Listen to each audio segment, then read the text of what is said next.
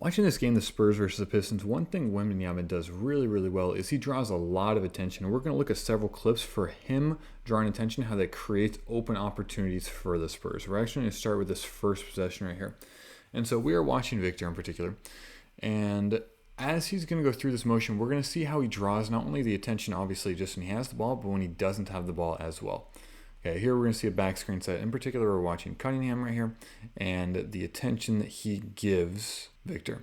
Okay, ball screen set. Obviously, the main defender is trying to stay with him aggressively, but then Cade is also going to make really physical contact here, which I'm going to do a separate video about.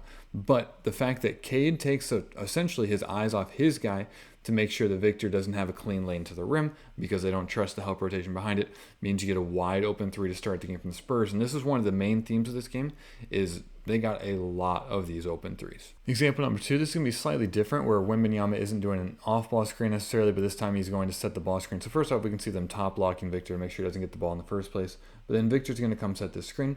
And so in particular, not only are we watching these two defenders, but watching these two defenders as well. So right here, obviously, you're staying with the ball, and this dude wants to stay with the ball and also stay with Victor.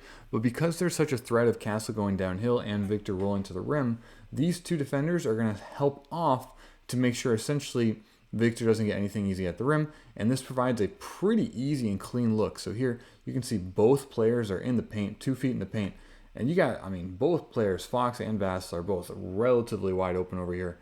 That's going to be a lot of ground to cover in a short amount of time. Castle puts it in a good spot, and that's borderline uncontested at this level.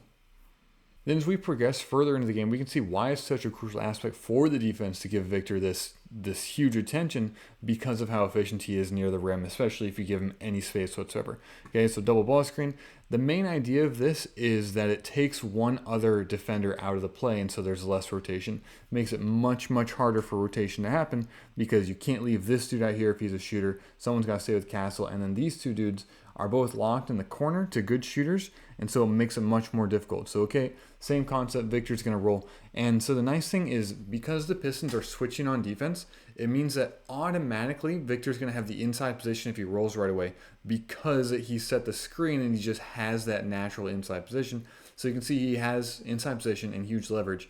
And so you can see Thompson over here, like obviously a very good on-ball defender, but I would say this is his fault or his responsibility right now. He needs to be over here aggressively, especially if that's your game plan. Like you can give up a corner semi-contested three, but you can't give up a Victor dunk at the rim. So he's a little bit late to rotate. Victor has huge amounts of space. Castle puts in a good spot. There's only one person who will get that ball, Victor, and Thompson is way too late to go get that.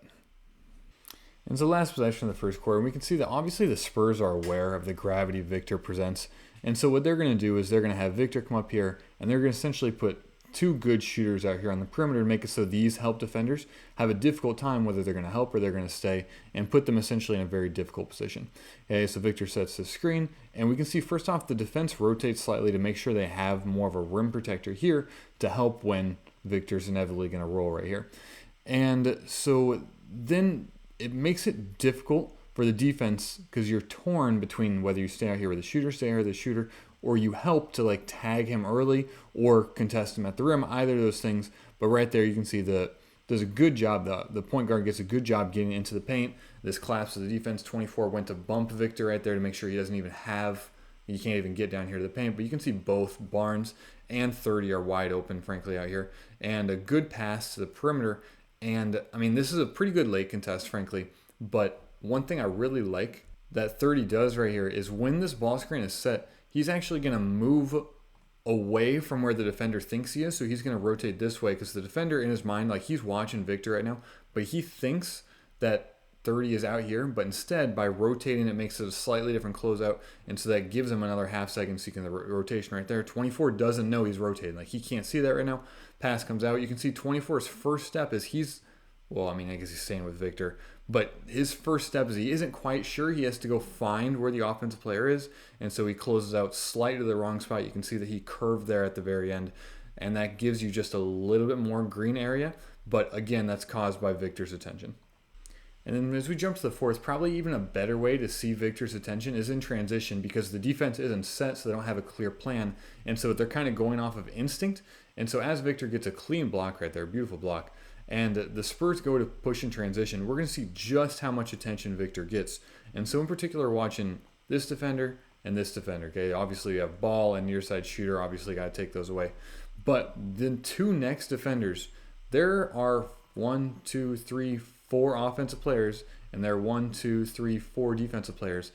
But effectively, two of them are going to go with Victor. They're going to say, he's such a threat, especially in transition. If we give him anything, we're literally going to leave a good shooter open here on the perimeter. 24 has hit numerous threes, and despite having players back, there is no one even remotely prepared to close out because they want to take away Victor at the rim, which I get it.